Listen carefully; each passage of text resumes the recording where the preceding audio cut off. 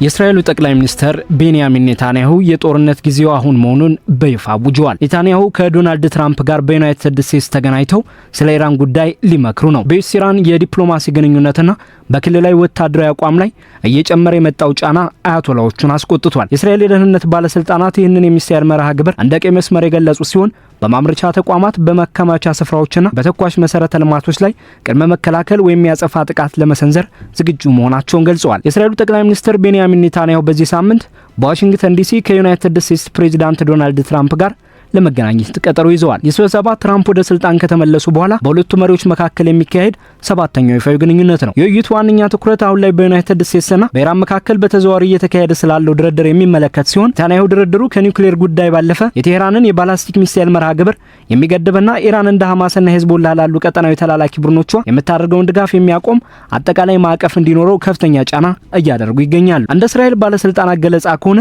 የጉብኝት ቀደም ሲል ከታቀደለት ጊዜ በአንድ ሳምንት ገደማ ቀደም ብሎ እንዲካሄድ እየተደረገ ነው። ጉብኝቱ የሚከናወነው በኦማን መዲና መስቃጥ በዩናይትድ ስቴትስና በኢራን መካከል በድጋሚ የተጀመረውን ድርድር ተከትሎ ነው። በኦማን አገናኝነት የተከናወኑት እነዚህን የውይይት መድረኮች የኢራን ውጭ ጉዳይ ሚኒስትር አባስ አራግቺ ጥሩ ጅምር ሲሉ የገለጿቸው ሲሆን ሁለቱም ወገኖች ለተጨማሪ የድርድር ዙሮች ተስማምተዋል። ፕሬዚዳንት ትራምፕም የመጀመሪያውን ውይይት በበጎ ጎኑ የተመለከቱ ሲሆን ኢራን ስምምነት ለማድረግ በጣም የምትፈልግ ትመስላለች በማለት ገልጸዋል። ሆኖም ግን ስምምነት ላይ መድረስ ካልተቻለ ውጤቱ በጣም አስከፊ እንደሚሆን አስጠንቅቀዋል። የኔታንያሁ ቢሮ ባወጣው መግለጫ መሰረት ጠቅላይ ሚኒስትሩ ማንኛውንም አይነት ድርድር የባላስቲክ ሚሳኤል ገደቦችን ማካተት አለበት ብሎ ያምናሉ። በተጨማሪም ቴህራን የኢራን አክሲስ ተብሎ ለሚጠራው ኃይል አስተላለፍ የምታደርገውን ድጋፍ ለማስቆም የሚያስችሉ እርምጃዎች ሊኖሩ እንደሚገባ አሳስበዋል። ይህ አቋም እስራኤል ለረጅም ጊዜ ስትከተለው የነበረውን መርህ የሚያንጸባርቅ ሲሆን ይህም የኒውክሌር ጉዳይ ላይ ብቻ ያተኮረ ስምምነት ዋና ዋና የጸጥታ ስጋቶችን ሳይፈታ እንደሚያስቀራ ሳይቷል። በአንጻሩ አራግቺን ጨምሮ የኢራን ባለስልጣናት የሚሳኤል መርሃ ግብራቸው ለድርድር የማይቀርብ መሆኑን በተደጋጋሚ ገልጸዋል። ፕሮግራሙን ከሀገራዊ ሉዓላዊነት ጋር የተያዘ የመከላከያ አስፈላጊነት እንደሆነ በመግለጽ ውይይቱ በኒውክሌር ጉዳይ ላይ ብቻ እንዲገደብና የተጣሉባቸው ማዕቀቦች እንዲነሱላቸው እየጠየቁ ይገኛሉ። በኦማን የተካሄደው ውይይት ከዚህ በፊት ከተካሄዱት ቀደምት ዙሮች በኋላ የቀጠለው የዩኤስ ኢራን ተዘዋዋሪ ግንኙነት የቅርብ ጊዜ ውጤት ነው። የኦማን መካከለኛዎች የተለያዩ ስብሰባዎችን ያመቻቹ ሲሆን እንደ ልዩ መልእክተኛው ስቲቭ ዊትኮቭና ያሬድ ኩዝነር ያሉ የዩናይትድ ስቴትስ ተወካዮች በኦማን የዲፕሎማሲ መስመሮች አማካኝነት ተሳትፈዋል። ዘገባዎች እንደሚያመለክቱት በቅርብ ጊዜያት ውስጥ ለመጀመሪያ ጊዜ በከፍተኛ የዩናይትድ ስቴትስና የኢራን ባለስልጣናት መካከል ውስን የሆነ ቀጥተኛ ግንኙነት ተደርጎ ሊሆን ይችላል። ይህም የዩራኒየም ማበልጸጊያ ደረጃ ላይ ገደብ ማድረግን፣ የዓለም አቀፍ የአቶሚክ ኤነርጂ ኤጀንሲ ክትትል ማጠናከርንና የተከማቸ ትርፍ የበለጸገ ቁሳቁስ ወደ ውጭ ሀገር እንዲወጣ ማድረግን ሊያካትት ይችላል። ትራምፕ የኒውክሌር የጦር መሳሪያ የመስራት እድልን እስካስቀረ ድረስ በኒውክሌር ላይ ብቻ ያተኮረ ስምምነት ለማድረግ ተለዋጭ አቋም ሊኖራቸው እንደሚችል ጠቁመዋል። ሆኖም ግን ከእስራኤል ቅድሚያ የሚሰጣቸው ጉዳዮች ጋር እየተጣጣሙት የዩናይትድ ስቴትስ ሰፋ ያሉ ጥያቄዎች እስራኤልን ሊመቱ የሚችሉ የባላስቲክ ሚሳኤሎችን መገደብና ዋሽንግተንና ኢየሩሳሌም በአሸባሪነት ለፈረጇቸው ቡድኖች የሚደረገውን ቁሳዊ ድጋፍ ማቆምን ያካትታሉ። ቴህራን በበኩሏ የኒውክሌር መርሃ ግብሯ በኒውክሌር መስፋፋት መከላከያ ስምምነት መሰረት ለሰላማዊ ኢላማ ብቻ የሚውል መሆኑን ትከራከራለች። አሁን ካለበት 60% የማበልጸግ ደረጃ ወደ ዝቅተኛው ደረጃ ለመቀነስ ፈቃደኛ መሆኗን በትገልጸም ይህ እንዲሆን ግን በባንክና በነዳጅ ዘርፎች ላይ የተጣሉባት ማዕቀቦች በአስቸኳይና በከፍተኛ ሁኔታ እንዲነሱላት ትፈልጋለች። የኢራኑ ፕሬዚዳንት መሱድ ፔዜሽኪያን በኦማን የተደረገው ውይይት ከኃይል ይልቅ ለውይይት ቅድሚያ የሚሰጥ ወደፊት የተራመደ እርምጃ ሲሉ ገልጸውታል። በተመሳሳይ ጊዜ ባለስልጣናቱ ሚሳኤሎችን ወይም ተላላኪ ቡድኖችን በሚመለከት ከኒውክሌር ስምምነቱ ጋር የሚደረግ ማንኛውንም ግንኙነት ውድቅ አድርገዋል። አራግቺም እነዚህ ጉዳዮች ከድርድር ወሰን ውጭ መሆናቸውን በድጋሚ አረጋግጠዋል። የሂደቱን ሁኔታ የሚከታተሉ ተንታኞች እንደሚያመለክቱት የድርድሩ ውጤት የሚወሰነው ዩናይትድ ስቴትስ በጠባብ የኒውክሌር አጀንዳ ላይ ብቻ ተጻናለች ወይስ የእስራኤልን ቀይ መስመሮች ታካትታለች በሚለው ነጥብ ላይ ነው። ጠባብ ስምምነት እስራኤልን ወደ አንድ ወገን እርምጃ ሊገፋፋት ይችላል። በሌላ በኩል ደግሞ ከልክ ያለፈ ጥያቄዎችን ማቅረብ ኢራን ከድርድሩ እንድትወጣ ሊያደርጋት ይችላል። እንደ ሳውዲ አረቢያ፣ ኳታርና ኦማር ያሉ የባህረ ሰላጤው ሀገራት የኃይል ኤክስፖርትና የቀጠናው መረጋጋት እንዳይናጋ በመስጋት ውጥረቱ እንዳይባባስ በዲፕሎማሲያዊ መንገድ ጥረት እያደረጉ ይገኛሉ። ከዲፕሎማሲያዊ ጥረቶቹ ጎን ለጎን ዩናይትድ ስቴትስ በመካከለኛው ምስራቅ ቀጠና ውስጥ ከፍተኛ የሆነ ወታደራዊ ማጠናከሪያ እርምጃዎችን ወስዳለች። የባህር ኃይሉ ቁንጮና የኒሚትዝ መደብ የሆነው የዩኤስኤስ አብርሃም ሊንከን የአውሮፕላን ተሸካሚ መርከብ ግብረ ኃይል እንደ አውሮፓውያን አቆጣጠር በጥር ወር ላይ በኢራን ደቡባዊ ባህር ዳርቻ አቅራቢያ በሚገኘው የአረቢያ ባህር ላይ ሰፍሯል። ከዚህ ግዙፍ መርከብ ጋር አብሮ የተሰማሩት በቶማሃውክ ክሩዝ ሚሳኤሎች የታጠቁ መርከቦች፣ ተዋጊ ጀቶች፣ የኤሌክትሮኒክስ ጥቃት አውሮፕላን እንዲሁም የአየር መከላከያ ስርዓቶችን ያካተቱ ናቸው። ተጨማሪ መርከቦች በሆርሙዝ የባህር ወሽመጥ አቅራቢያ በፋርስ ባህረ ሰላጤና በኳታር ባህር ዳርቻዎች ላይ ስምሪት ላይ የሚገኙ ሲሆን ከሁለት ደርዘን በላይ በሚሆኑ የቀጠናው ወታደራዊ ካምፖች ውስጥ ወደ 40 ሺህ የሚጠጉ የአሜሪካ ወታደሮች ተጨማሪ የተዋጊ አውሮፕላን ስኳድሮኖች የደህንነት መረጃና የአየር መከላከያ ደግነው እየተጠባበቁ ነው። የዩናይትድ ስቴትስ ማዕከላዊ አዛዥ አድሚራል ብራድ ኩፐር በኦማን ከተካሄደው ውይይት ጥቂት ቀደም ብሎ ከዊትኮፍና ከኩሽነር ጋር በመሆን በአብርሃም ሊንከን መርከብ ላይ ጉብኝት አድርገዋል። ይህም ዲፕሎማሲያዊና ወታደራዊ መልእክቶችን የማቀናጀት ስልት ማሳያ ተደርጎ ተወስዷል። የአውሮፕላን ተሸካሚ መርከቡ የአየር ክንፍ ከ90 በላይ አውሮፕላኖችን የማጥቃት አቅም ያለው ሲሆን አጃቢ መርከቦቹ ደግሞ ከሚሳኤልና ከድሮን ጥቃቶች የመከላከል እንዲሁም የረጅም ርቀት የሰላ ትክክለኛነት ጥቃት የመሰንዘር አቅምን ያጠናክራሉ። የስምሪት ከቅርብ ጊዜያት ልምዶች አንጻር ሲታይ መጠኑ እጅግ ከፍተኛ ሲሆን ያስተዳደሩ ባለስልጣናት በቀጠናው ቀደም ሲል ከነበሩት ግብረ ኃይሎች ሁሉ የላቀ መሆኑን ገልጸዋል። በተመሳሳይ ሁኔታ እስራኤል ወታደሮቿን በከፍተኛ ዝግጁነት ላይ ያቆመች ሲሆን ቴህራን ያልተገለጹ ወሰኖችን ካለፈች ኢየሩሳሌም በኢራን ሚሳኤል ማምረቻና ማከማቻ ተቋማት ላይ በራሷ እርምጃ ለመውሰድ መዘጋጀቷን ለአሜሪካ አቻዎቿ አሳውቃለች። የብሪታንያ ጦርም በቆጵሮስ ቤዝ በኤፍ-35 ስውር ተዋጊ ጀቶች ያጠናከረ ሲሆን እነዚህም በኢራቅና ሶሪያ ተልእኮዎች ላይ በንቃት ከሚሳተፉት የታይፉን ስኳድሮኖች ጋር አብረው እየሰሩ ይገኛሉ። ኢራን በበኩሏ የሚሳኤል ሙከራዎችን በማድረግ ምላሽ ሰጥታለች። ከነዚህም መካከል የኮራም ሻር 4 የተሰኘውና በደረቅ ነዳጅ የሚሰራ የባላስቲክ ሚሳኤል ይገኝበታል። የሚሳኤል 2 ኪሎ ሜትር የመምታት ርቀት 1500 ኪሎ ግራም የፈንጂ ክብደት የመሸከም አቅም ያለውና ድምጽን 8 እጥፍ በሚበልጥ ፍጥነት የሚጓዝ እንደሆነ ተገልጿል። እንዲሁም ኢላማውን የመሳት እድሉ 30 ሜትር ብቻ እንደሆነ ተነግሯል። እንዲህ ያሉ ማሳያዎች በከፍተኛ ውጥረት ውስጥ የመከላከል አቅምን ለማሳየትና ተግባራዊ ብቃትን ለማረጋገጥ የሚያገለግሉ ናቸው። ቴህራን በዩናይትድ ስቴትስ የጦር ሰፈሮች ላይ ያጸፋ እርምጃ እንደምትወስድ ያስጠነቀቀች ሲሆን ይህም በተላላኪ ቡድኖች የሚሰነዘር ጥቃትን ወይም የዓለም የነዳጅ ንግድ 1/5 የሚተላለፍበትን የሆርሙዝ የባህሮች ምጥ ማስተጓጎልን ሊያካትት ይችላል። አሁን ያለው ወቅታዊ ሁኔታ በቀጠናው የሚያያዘው በሰኔ በእስራኤልና በኢራን መካከል ከተካሄደው የ12 ቀናቱ ጦርነት ጋር ነው። ያ ግጭት የጀመረው እስራኤል በኢራን ወታደራዊ ተቋማት በኒውክሌር ጣቢያዎችና በትዕዛዝ ማዕከላት ላይ በሰነዘረችው ጥቃት ሲሆን በዚህም የከፍተኛ አብዮታዊ ዘበኛ አዛዦችና የኒውክሌር ሳይንቲስቶች ህይወት አልፏል። እስራኤል ዘመቻ በኢራን በኩል ሊኖር የሚችለውን የኒውክሌር ዝግጅት ለማክሸፍ አስፈላጊ እርምጃ መሆኑን ገልጻ ነበር። በመቀጠልም ዩናይትድ ስቴትስ በቢውለንት ቦምብ ጣይ አውሮፕላኖች የሚጣሉና ምሽግ ሰባሪ የሆኑትን GBU-57 የተሰኙ ግዙፍ ቦምቦችን በመጠቀም በናታንዝ በፎርዶና በኢስፋሃን ቁልፍ ተቋማት ላይ ጥቃት ፈጽማለች። ኢራን በእስራኤል የህዝብ መኖሪያዎችና አንዳንድ ከአሜሪካ ጋር ግንኙነት ባላቸው ቦታዎች ላይ የባላስቲክ ሚሳኤል ጥቃቶችን በመሰንዘር አጸፋ የመለሰች ቢሆንም አብዛኛዎቹ የሚሳኤል መከላከያ ዘዴዎች መክነዋል።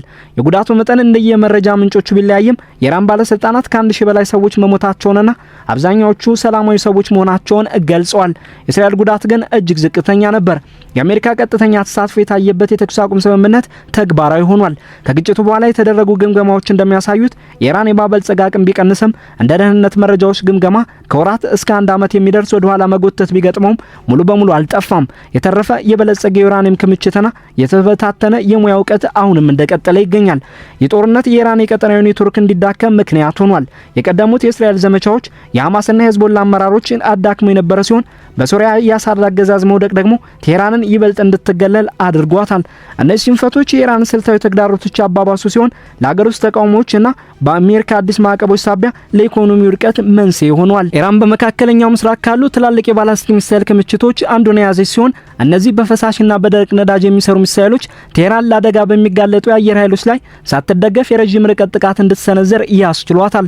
ምንም እንኳን በጠንካራ ምሽጎች ላይ ትክክለኛ ኢላማ የመምታት ተግዳሮቶች ቢኖሩም ሚሳኤሎቹ ትክክለኛነት በጊዜ ሂደት እየተሻሻለ መጥቷል።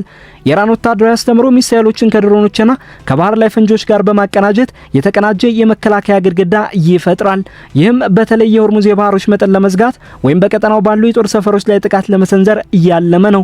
ለእስራኤል እነዚህ አቅሞች መላ ሀገሪቱን ሊሸፍኑ የሚችሉና የጥቃት መደራረብ ሊፈጥሩ የሚችሉ በመሆናቸው እንደ ህልውና ስጋት ይታያሉ። የእስራኤል የደህንነት ባለስልጣናት ይህንን የሚሳኤል መርሃ ግብርን እንደ ቀይ መስመር የገለጹ ሲሆን በማምረቻ ተቋማት፣ በማከማቻ ስፍራዎችና በተኳሽ መሰረተ ልማቶች ላይ ቅድመ መከላከል ወይም ያጸፋ ጥቃት ለመሰንዘር ዝግጁ መሆናቸውን አሳይተዋል። በሚሳኤል ርቀት ላይ ገደብ ማድረግ፣ የፈንጂ መጠንን መወሰን ወይም የማረጋገጫ ስርዓቶችን መዘርጋት ቴህራን ሚሳኤሎችን እንደ ሉዓላዊ መከላከያ መሳሪያ ከምትቆጥርበት አቋም ጋር በእጅጉ የሚጋጭ ነው። ተላላኪ ቡድኖች መረብ ለኢራን ቀጥተኛ አደጋ ሳያጋጥማት ርቆ የሚሄድ ተጽዕኖ እንድትፈጥር ይረዳታል። በሊባኖስ ያሉ ሂዝቦላ፣ በየመን ያሉ ሁቲዎች እንዲሁም በኢራቅና ሶሪያ ያሉ የሺዓ ታጣቂዎች ከኢራን ጥቅም ጋር የተጣጣሙ ጥቃቶችን በመርከቦችና በአሜሪካ ኃይሎች ላይ ፈጽመዋል። ሆኖም ከ23 ጀምሮ በእስራኤል የተከናወኑ ተከታታይ ዘመቻዎች የእነዚህን ቡድኖች የትዕዛዝ መዋቅርና የጦር መሳሪያ ክምችት ቀንሰውታል። ከጥቅምት 23 ጦርነት በኋላ በእጅጉ የተዳከመው ሐማስም ቢሆን አሁንም ውስን የሆነ የክዋኔ አቅም ብቻ ያለው ነው። ከእስራኤል እይታ አንጻር የእነዚህን ትስስሮች መፍታት የማይችል ማንኛውም የኢራን ስምምነት የጠላት ስጋት መዋቅሩን ሳይነካ እንደመተው ይቆጠራል።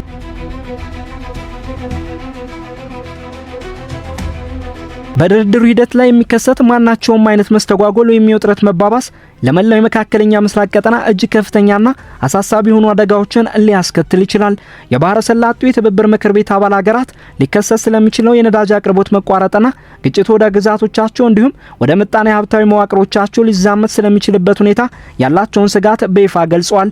የኦማን መንግስት እየተጫወተ ያለው የአሸማጋይነት ሚና ትናንሽ የባህረ ሰላጤው ሀገራት ከዩናይትድ ስቴትስ ጋር ያላቸውን የጸጥታ አጋርነት ሳይዘነጉ በቀጠናው ውስጥ ያሉ የዲፕሎማሲያዊ መገናኛ መስመሮች እንዳይዘጉ ለማድረግ የሚያደርጉትን ጥረት ቁልጭ አድርጎ የሚያሳይ ነው። በሌላ በኩል ከእስራኤል ጋር ያላቸውን ግንኙነት ወደ መደበኛ ሁኔታ ለመመለስ ዲፕሎማሲያዊ ጥረት እያደረጉ የሚገኙት ሳውዲ አረቢያና የተባበሩት አረብ ኤምሬቶች በኢራን የኒውክሌርና የሚሳኤል ቴክኖሎጂ እድገት ላይ ከፍተኛ ስጋት አላቸው። ሆኖም ግን እነዚህ ሀገራት የጀመሩትን ሀገራዊ ኢኮኖሚ ብዝሃነት እቅዶቻቸውን ከግብ ለማድረስ በቀጠናው ውስጥ ሰላምና መረጋጋት እንዲሰፍን ቅድሚያ የሚሰጡ መሆናቸው በሁለቱ ተጻራሪ ፍላጎቶች መካከል ሚዛን ለመጠበቅ እንዲገደዱ አድርጓቸዋል። በዓለም አቀፍ ደረጃ ሲታይም ጉዳዩ ከኃይል ገበያ መረጋጋት ከኒውክሌር መሳሪያዎች መስፋፋት መቆጣጠሪያ ደንቦችና ከታላላቅ ሀያላን ሀገራት የፉክክር ሽኩቻ ጋር በጥብቅ የተቆራኘ ነው።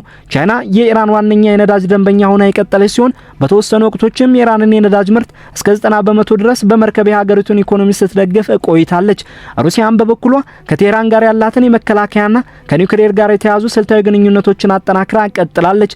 በመሆኑም በመካከለኛው ምስራቅ የሚቀሰቀስ መጠነ ሰፊ ግጭት እነዚህን ሁለት ሀያላን ሀገራት በቀጥታም ይሁን በተዘዋዋሪ ወደ ጉዳዩ ሊስባቸው የሚችል ሲሆን ይህም የዩናይትድ ስቴትስን ስልታዊ ትኩረት በእጅጉ ሊያወሳስበው ይችላል።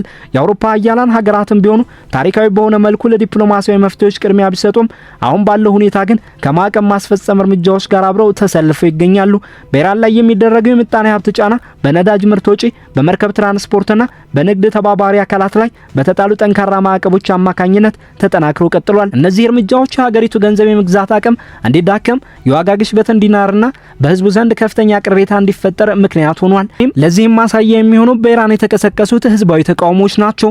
የኢራን መንግስት ለነዚህ ተቃውሞዎች ምላሽ የሰጠው የኢንተርኔት አገልግሎትን በመገደብ ሰዎችን በማሰርና የውስጥ ደህንነት ጥበቃ እርምጃዎችን በከፍተኛ ሁኔታ በማጠናከር ነው። ወደፊት ሊከሰቱ የሚችሉ በርካታ የሁኔታዎች መለዋወጥ ይታያሉ።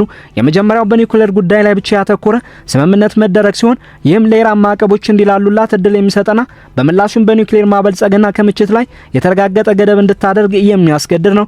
እንዲህ ያለው ስምምነት ለጊዜው ውጥረቱን ሊቀንሰው ቢችልም የሚሳኤልና የተላላኪ ቡድኖች ስጋት ምላሽ ካላገኘ ግን እስራኤል የራሷን ወታደራዊ እርምጃ እንድትወስድ ሊገፋፋት ይችላል። ይህ ደግሞ በድጋሚ ወደ ቀጥተኛ ጦርነት ሊያመራ የሚችል አደገኛ ሁኔታን ይፈጥራል። በተቃራኒው ደግሞ ሁሉንም ጉዳዮች ያካተተ አጠቃላይ ስምምነት እንዲደረግ ግትር አቋም መያዝ ድርድሩን ሙሉ በሙሉ እንዲፈርስና የወታደራዊ እርምጃ ጊዜው እንዲያጥር ሊያደርግ ይችላል። በፕሬዝዳንት ትራምፕ የሚመራው የዩናይትድ ስቴትስ ስትራቴጂ ከፍተኛ የማዕቀብ ጫናን፣ ጠንካራ ወታደራዊ መገኘትንና ተአማኒነት ያለው የማጥቃት ማስፈራሪያን ከዲፕሎማሲያዊ አማራጮች ጋር አጣምሮ ያዘ ነው።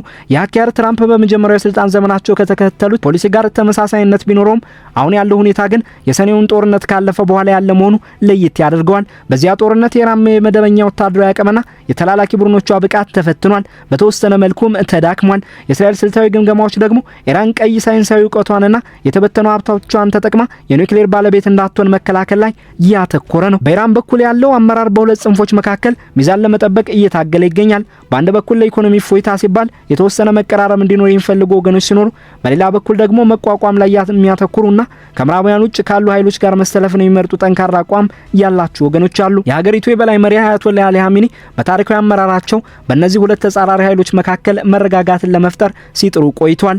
የሚቀጥሉት ጥቂት ሳምንታት ጎን ለጎን እየተካሄዱባቸው ያሉት የዲፕሎማሲና የወታደራዊ ዝግጁነት መስመሮች ዘላቂ ማዕቀፍ መፍጠር ይችሉ እንደሆነ ወይም ደግሞ የማይታለፉ ቀይ መስመሮች ወደ አዲስ ግጭት የሚያመሩ መሆኑን የሚያረጋግጡ ይሆናሉ።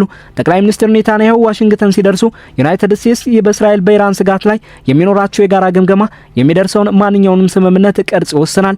የዚህ ውጤትም ከድርድር ጠረጴዛው ባለፈ በዓለም እጅግ ወሳኝ በሆነው የኃይል መተላለፊያ መስመር መረጋጋትና በመካከለኛው ምስራቅ የኒውክሌር ቁጥጥር የወደፊት እጣ ፈንታ ላይ ትልቅ ተጽዕኖ ይኖረዋል።